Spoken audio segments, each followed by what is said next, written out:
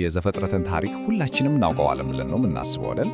ግን ከምናውቀው ታሪክ ጀርባ ከቃላቱ ስር እጅግ ጥልቅ የሆነ ሚስጢር ቢኖርስ? ዛሬ የምናየው ይሄን ነው። ዞሃር የተባለው ጥንታዊ መጽሐፍ የፍጥረትን ታሪክ እንዴት ወደሚገርም መንፈሳዊ ካርታ እንደሚለውጠው አብረን እንቃኛለን። እሺ፣ እስቲ በዚህን ጀምር። የምናውቀው የፍጥረት ታሪክ ላዩን ብቻ ቢሆንስ ከቃላቱ ስር እጅግ በጣም ጥልቅ የሆነ የተሰወረ መንፈሳዊ ካርታ ቢኖር ነው። ይሄን ነገር ለመረዳት መጀመሪያ አንድ ቁልፍ የሆነ የአይሁድ አስተምሮት አለ። ቶራ 70 ፊት አላት ይባላል። ምን ማለት ነው? የእያንዳንዱ ታሪክ ልክ እንደ ሽንኩርት ልታች ነው። በውስጡ በርካታ የትርጉም ደረጃዎች አሉት።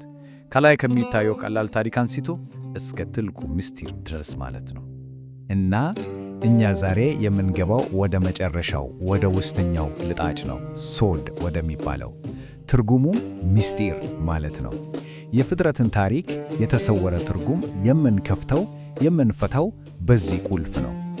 ስለዚህ ይህንን ምስጢር ለመፍታት ዋናው መሳሪያችን ሴፊሮት የሚባሉ ነገሮች ናቸው። እስቲ ሴፊሮትን እንደ መለኮታዊ የንድፍ ካርታ አስቡት። ፍጥረት እንዴት ደረጃ በደረጃ ከማይታየው መንፈሳዊ ዓለም ወደምናየው ቁሳዊ ዓለም እንደወረደ የሚያሳዩ 10 መለኮታዊ ባህሪያት ናቸው። እሺ፣ እንግዲህ የዛሬው ትንታኔያችን ዋናው ካርታ ይሄ ነው። ዞሃር እንደሚያስተምረው እያንዳንዱ የፍጥረት ቀን ከአንድ የተወሰነ ሴፌራ ወይም መለኮታዊ ባህሪ ጋር የተሳሰረ ነው። ከአንደኛው ቀን ሄስድ ወይም ምህረት አንስቶ እስከ 7ኛው ቀን ማልኩት ወይም መገለጥ ድረስ። በቃ ፍጥረት ማለት እነዚህ ኃይሎች በቅደም ተከተል ሲገለጡ የተፈጠረ ነገር ነው። ስለዚህ ወሳኙ ነጥብ ይሄ ነው። ዞሃር ፍጥረትን እንደ አካላዊ ክስተት ሳይሆን እንደ መለኮታዊ ብርሃን መውረድ ነው የሚመለከተው። እያንዳንዱ ቀን ይህ ብርሃን አዲስ ባህሪ የያዘ እንዴት ወደ ቁስ አካላዊው ዓለም እንደወረደ ያሳያል። እሺ፣ አሁን ቀናቱን አንድ ባንድ መፍታት እንጀምር። የመጀመሪያዎቹ 3 ቀናት እውነታን የፈጠሩትን መሠረታዊ ኃይሎች ያሳዩናል። በመጀመሪያው ቀን ብርሃን ይሁን ይላል። ዞሃር የሚጠይቀው ጥያቄ ይሄ ነው። ፀሐይና ጨረቃ ገና በ4ኛው ቀን ከተፈጠሩ ይህ ምን አይነት ብርሃን ነው? መልሱም ኦር ሃጋኖዝ ወይም የተሰወረ ብርሃን የሚባል መንፈሳዊ ብርሃን መሆኑ ነው። ይህ የሄሴት ማለትም የወሰን የሌለው መለኮታዊ ምሕረት መግለጫ ነው። በሁለተኛው ቀን ውሃ ከውሃ ይለያያል። ይህ የገቡራ ወይም የፍርድና የድንበር ኃይል መገለጥ ነው።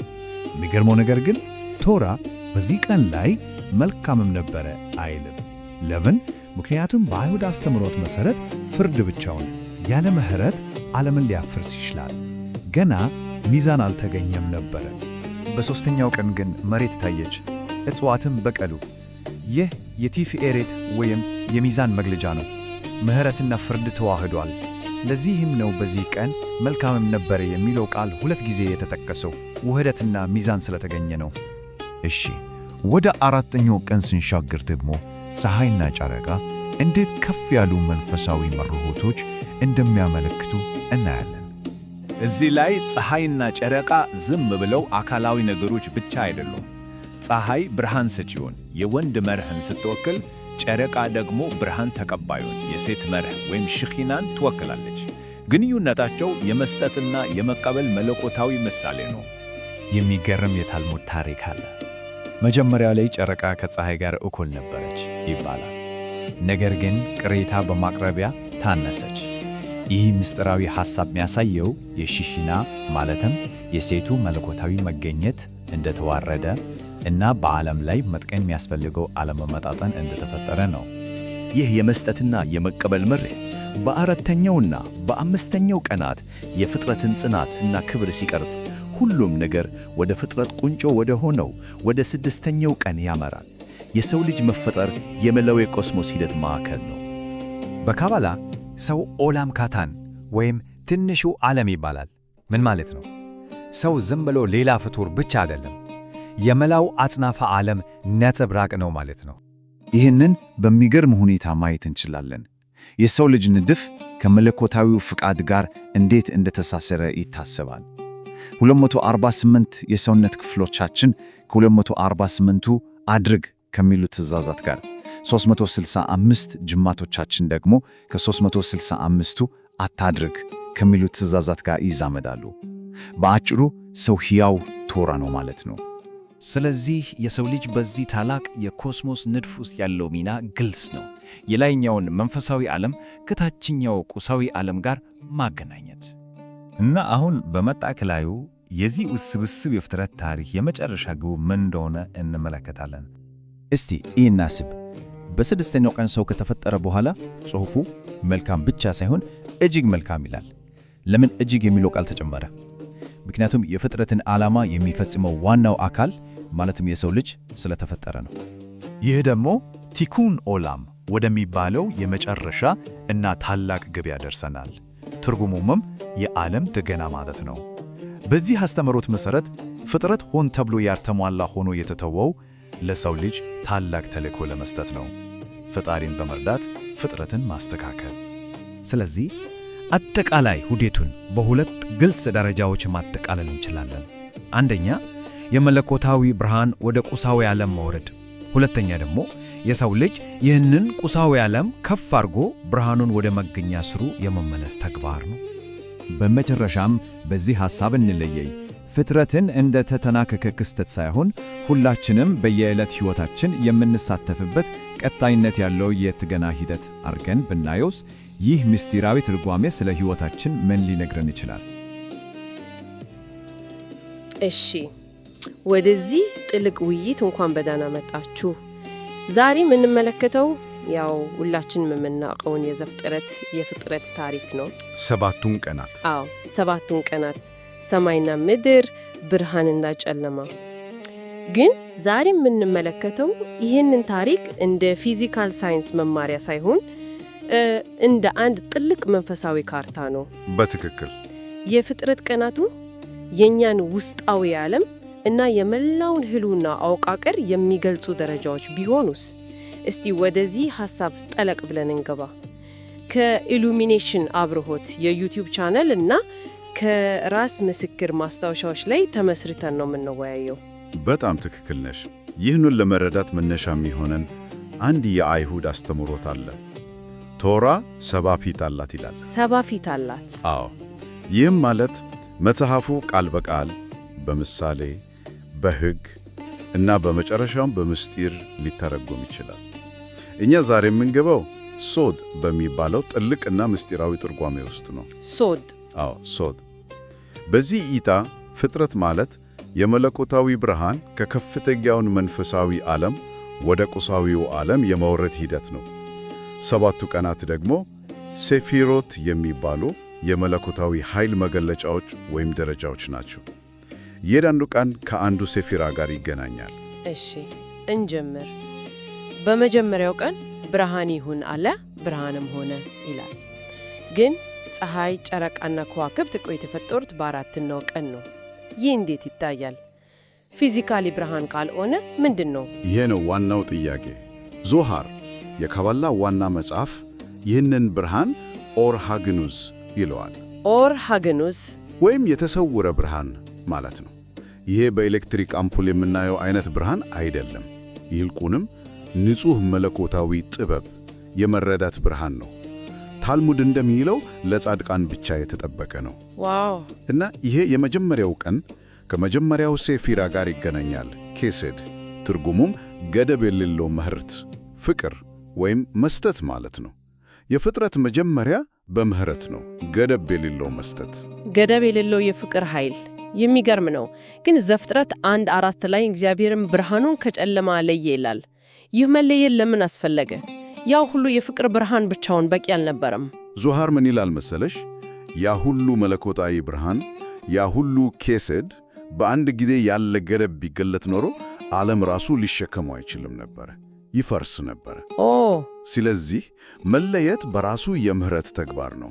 ብርሃኑን ሊቀበሉት በሚችሉ መጠን መወሰን ማለት ነው። አንድ ደቂቃ፣ የሚገርም ሐሳብ ነው። ብዙ ጊዜ መለየት ወይም መከፋፈል እንደ አልዋቴ ነገር ነው የምናየው። ነገር ግን በዚህ እይታ ገደብ መፍጠር በራሱ የፍቅር መግለጫ ነው እያልክ ነው? በትክክል። አንድ ወላጅ ልጁን ስለሚወድ ብቻ የሚፈለገውን ሁሉ ያለ ገደብ ቢሰጠው ያ ልጅ ይጎዳል። ፍቅር ገደብ ያስፈልገዋል። አይሆንም ማለት መስመር ማስመር በራሱ ትልቁ የፍቅር መግለጫ ሊሆን ይችላል። ገባኝ። ስለዚህ የመጀመሪያው ቀን ገደብ የለሽ ፍቅርና ያንን ፍቅር ጥቅም ላይ እንዲውል የሚያደርግ የመጀመሪያው ገደብ ነው። ወደ ሁለተኛው ቀን ስንመጣ ሰማያት ተከፈሉ፣ የላይኛው ውሃ ከታችኛው ተለየ። ነገር ግን የሚገርመው ጥቅሱ መልካምም እንደሆነ አይልም። ለምንድን ነው? ምክንያቱም ይህ ቀን የዚያ የመለየት ኃይል ሙሉ መገለጫ ስለሆነ ነው። ከሁለተኛው ሴፊራ ገቡራ ጋር የተያያዘ ነው። ገቡራ? አዎ፣ ትርጉሙም ዳኝነት፣ ገደብ፣ ስርዓት ማለት ነው። የሐሰድ ተቃራኒ ኃይል ነው። እንዴት ልበልሽ? የመጀመሪያው ቀን ሐሰድ ወሰን የሌለው ውሃ መፈሰስ ቢሆን ኖሮ፣ ገቡራ ደግሞ ለዚያ ወንዝ ዳርቻ እንደመስጠት ነው። ጥሩ ምሳሌ ነው። ያለ ዳርቻ ያ ሁሉ የፍቅር ውሃ ዝም ብሎ ጎርፍ ሆኖ ሁሉን ያጠፋል። ስለዚህ ገደብና ስርዓት አስፈላጊ ነው።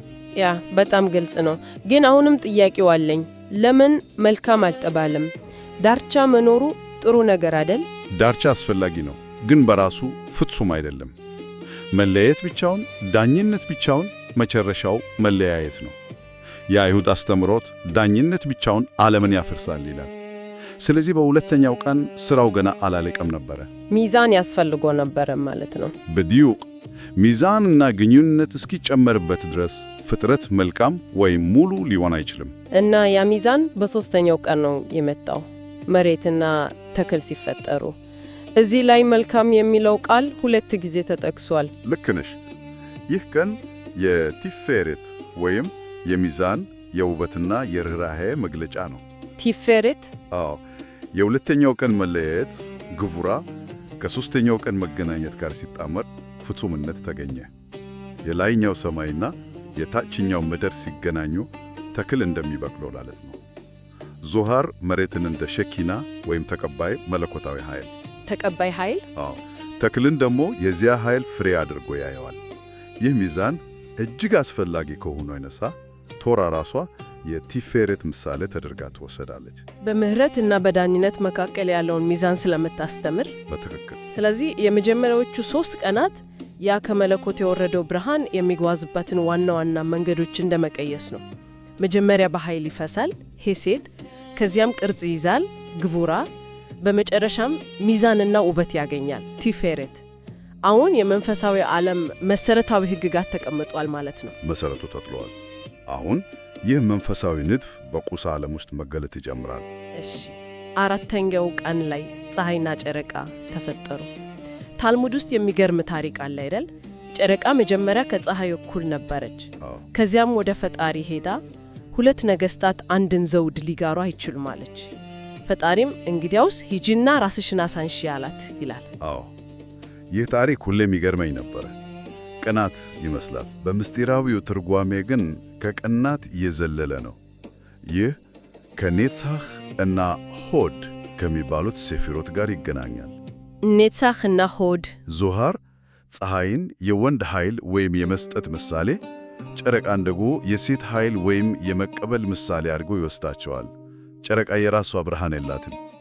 ብርሃኗን ከፀሐይ እንደምትቀበል ሁሉ ፍጥረትም መለኮታዊ ብርሃኑን ይቀበላል። የጨረቃ ማነስ ታሪክ ዞሃር እንደሚለው በሰው ልጆች ኃጢአት ምክንያት የተዋረደችውን ሸኪና ወይም መለኮታዊ መገኘትን ይወክላል። ስለዚህ ጨረቃ ያነሰችው የፍጥረት መቀበል አቅም በመጎዳቱ ነው። በጣም ልብ የሚነካ ሐሳብ ነው። በአምስተኛው ቀን የተፈጠሩት አሶችና ወፎችስ እነሱም ምንን ይወክላሉ? አዎ፣ ይህ ቀን ከሆድ ጋር በይበልጥ ይያያዛል። ሆድ ክብር ወይም ግርማ ማለት ሲሆን አንዳንድ ጊዜ ግን ስውር የሆነ ውስጣዊ ክብርን ያመለክታል። አሶች በውሃ ውስጥ ይኖራሉ፣ ከዓይን የተሰወሩ ናቸው። እውነት ነው። ውሃ በካባላ አስተምሮት የተሰወረ ዓለም ምሳሌ ነው። ወፎች ደግሞ በአየር ላይ ናቸው። ይህም በሰማይና በምድር መካከል ያለ የመካከለኛ ዓለም ምሳሌ ነው። እነዚህ ፍጥረታት በስውር የሚኖሩ መንፈሳዊ ኃይሎችን ይወክላሉ። እሺ፣ አሶች መሰወራቸው ከተሰወረ ዓለም ጋር ይገናኛል የሚለው ይገባኛል። ነገር ግን ይህ ከሆድ ወይም ክብር ግርማ ጋር ያለው ግንኙነት ምንድን ነው? አንድ ነገር በመሰወሩ እንዴት ክብር ይሆናል? ብዙ ጊዜ ክብርን ከሚታይ ነገር ጋር ነው የምናያይዘው። በጣም ጥሩ ጥያቄ ነው።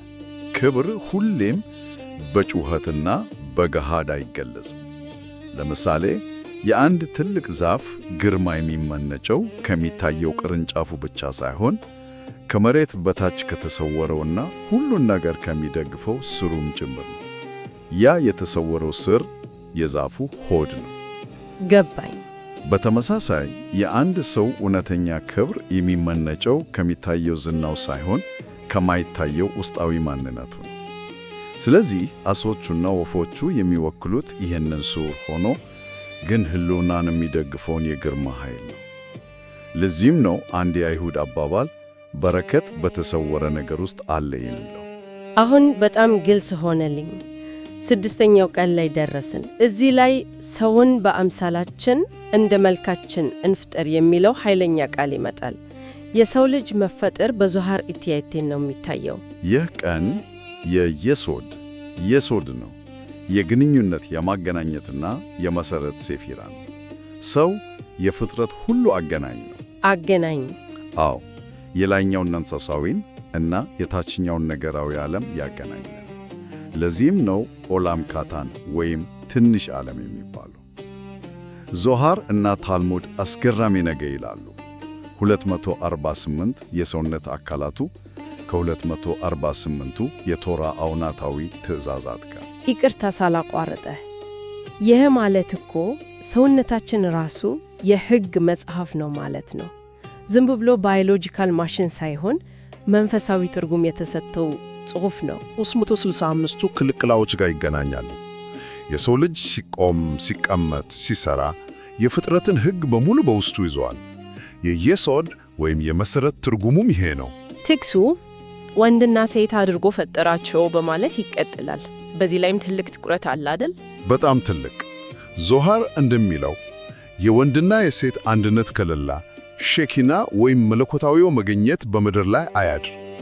ይህ አንድነት የመለኮታዊ ሙላትን ይወክላል። ሰው ብቻውን ሙሉ አይደለም። ታዲያ ይህ ሁሉ ምን ማለት ነው? በ6ኛው ቀን መጨረሻ ዘፍጥረት 1:31 ላይ እግዚአብሔርም ያደረገውን ሁሉ አየ፣ እነሆም እጅግ መልካም ነበረ ይላል። እስካሁን መልካም ሲል ቆይቶ አሁን እጅግ መልካም አለ። ልዩነቱ ምንድን ነው? እጅግ መልካም የተባለው ሰው በመፈጠሩ ነው ይላል ዞሃር። ሰው ከሌለ ፍጥረት ሙሉ አይደለም፣ ዓላማ የለውም። ሰው ሲገባ ነው የፍጥረት ትርጉም የሚገለጠው። ነገር ግን ሚድራሽ፣ ሌላው የአይሁድ የትርጓሜ መጽሐፍ ሌላ አስደንጋጭ ትርጓሜ ይጨምራል። እሱ ምንድን ነው? እጅግ ቶቭ ሜኦድ የሚለው ቃል የሞትንና የክፉን ኃይል ጭምር ያካትታል ይላል። አንድ ረገ ቆይ እስቲ። እጅግ መልካም የሚለው ቃል ሞትንና ክፉን ይጨምራል። ይህ እኮ ስለ መልካም ያለንን መሰረታዊ ግንዛቤ የሚገለብጥ ሐሳብ ነው። ክፋት እንዴት የእጅግ መልካም አካል ሊሆን ይችላል? ምክንያቱም የሰው ልጅ ነፃ ፈቃድ ስላለው ነው። ነፃ ፈቃድ ካለ የመምረጥ ችሎታ አለ። የመምረጥ ችሎታ ካለ ደግሞ መልካምን የመምረጥ ያህል ክፉን የመምረጥም አማራጭ መኖር አለበት። ያለ ክፋት አማራጭ መልካምነት ምርጫ ሳይሆን ግዴታ ይሆናል፣ ትርጉም ያጣል። ዋው! ስለዚህ ክፉ ነገር እንኳን በመጨረሻው የፍጥረት ጥገና ሂደት ቲኩን ውስጥ የራሱ ድርሻ አለው ማለት ነው። ዓለምን ወደ ፍጽምና የምንመልሰው ክፉን በመታገልና ወደ መልካምነት በመቀየር ነው። ስለዚህ ፍጥረት በአንድ ጊዜ ተከናውኖ ያለቀ ክስተት ሳይሆን አሁንም ድረስ በቀጣይነት ያለው ሂደት ነው እያለ ነው። በትክክል አጠቃላይ ስዕሉ ይህ ነው። ፍጥረት የእግዚአብሔር ራስን የመግለጥ ሂደት ነው። ቶራ የዚህ ሂደት ካርታ ናት። የሰው ልጅ ሚና ደግሞ ቲኩን ኦላም ወይም ዓለምን መተገን ነው። ዓለምን መተገን? አዎ፣ ይህንን ቁሳዊ ዓለም ክፍ በማድረግ የተበተነውንና የወረደውን ብርሃን መልሶ ሰብስቦ ወደ ምንጩ መመለስ። 7ኛው ቀን ሰንበት ከ7ኛው ሴፊራ ማልኩት ወይም መንግሥት መገለጥ ጋር ይገናኛል። የዚህ ሁሉ ሂደት በምድር ላይ እውን መሆን ማለት ነው። እንግዲህ የዘፍጥረትን 7 ቀናት በሰዓትና በቀን ከመቁጠር ይልቅ እንደ አንድ የመለኮታዊ ኃይል መውረድ መንፈሳዊ ካርታ ተመልክተናል። ከገደብ የለሽ ምሕረት ጀምሮ በዳኝነት አልፎ በሚዛን ተስተካክሎ በመጨረሻም በሰው ልጅ በኩል ዓላማውን እስኪያገኝ ድረስ ያለውን ሂደት በዚህ ካርታ ውስጥ የሰው ልጅ ፍጥረትን ሙሉ የሚያደርግና የመጠገን ቁልፍ ሚና እንዳለው ተረድተናል። አዎ። እናም ይህ ውይይት አንድ ጥልቅ ጥያቄን እንድናነሳ ያደርገናል።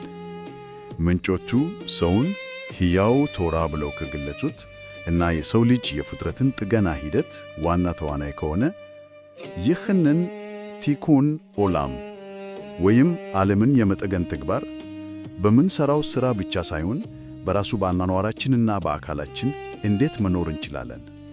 ሰውነታችን የመላው ፍጥረት ካርታ ከሆነ ያንን ካርታ በየዕለቱ ሕይወታችን፣ በውሳኔዎቻችን፣ በግንኙነቶቻችን ውስጥ እንዴት ማንበብና መኖር እንችላለን? ብዲዩቅ ይህ ለቀጣይ ማሰላሰል የሚሆን ሐሳብ ነው።